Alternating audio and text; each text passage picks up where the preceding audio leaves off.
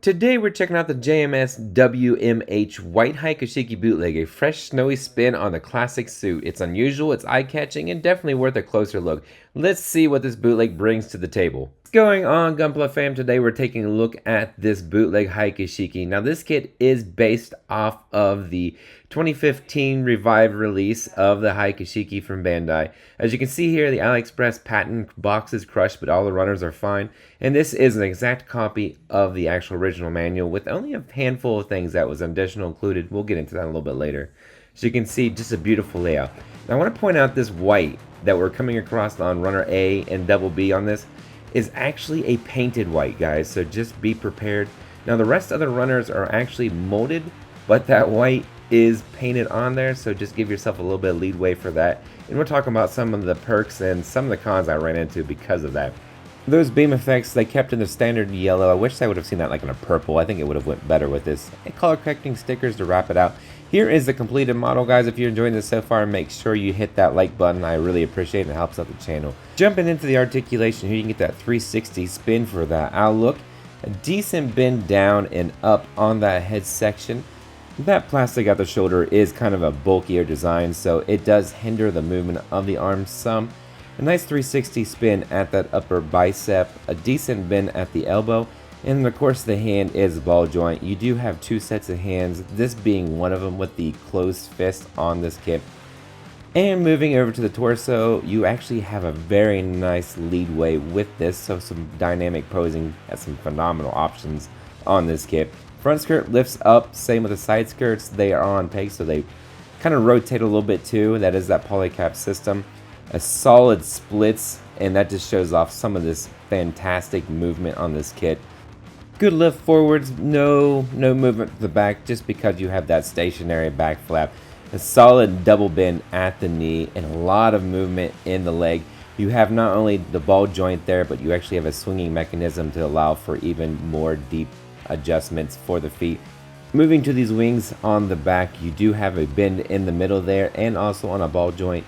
Switching over to the accessories here, you can see there is not a ton that comes with it. There is actually more than pictured there. We'll cover that in a second. So the first thing we want to take a look at as this bazooka, there is mostly two pieces sandwiched together with the handle. I wish that you could actually hide that connection piece for the backpack, but it is what it is. Two beam sabers, and of course that beam rifle that comes with it. That's crooked. We'll come back to that. So when you're not using the beam saber hilts, they're stored right there in the back. They clip in, and that is the section of the bazooka that is kind of pieced on here. Here is two holding hands. This is for your weapons, and of course you do have the closed hands. I forgot to picture that earlier. And then you have the classic third-party base. So pros and cons with this kit. First off, I absolutely love the collar design on it. I think it's nice, sleek. You did get water slides. I must not have got that pictured in here, and I apologize, but you can see that they're on the shoulder. You do get some nice water slides for that. Some different markings on this kit. The articulation on this is phenomenal. And then I will say the plastic quality is very, very good from what you expect nonetheless from JMS, honestly. It's been a fantastic kit all the way around. No overmolding. Most of the kit was undergated. So if you pick this up in the actual gold, like the traditional gold, it should be fine too. As far as third-party or bootleg kits go with assembly, this has been one of the better ones for sure. Very little sections I had to tweak, mostly due to the paint that was on it. Outside of that, really everything fit together nicely as expected you would want in a kit as well. So there was a couple hiccups, and we will go over that real quick. The first thing being the paint. And this honestly is probably the biggest issue with this kit. So the paint in some areas just did not allow for, like for example, that head right there, and also on the hilts. The paint you actually had to, I would say, almost take off a little bit just because it actually needed a little bit more space. It made it too tight to put the head and those hilts on there. Another thing is the panel lining on this kit too. That white paint does not make it friendly for panel lining. I had a lot of mess, and there's still some that's in there, but because of the darker scheme, it's kind of concealed some areas. It was not easy to clean up. I will say I used a water base on it. That seemed to be just fine. I did test the enamel, or the lacquer thinner I should say, and it does take the paint off, so just be aware of that. But outside of that, maybe throw a clear coat down before you do any kind of panel lining on the kit, just to help kind of preserve that.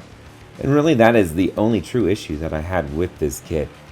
And one other small thing, it's more of a pet peeve, but the color correcting stickers that are on there, they are still set up for the actual traditional like gold Hyaku Shiki with that burgundy color mixed in. I wish they would have put that in a different color, but that's kind of standard when you get a bootleg. This was a great kit to build. I really did enjoy it always around.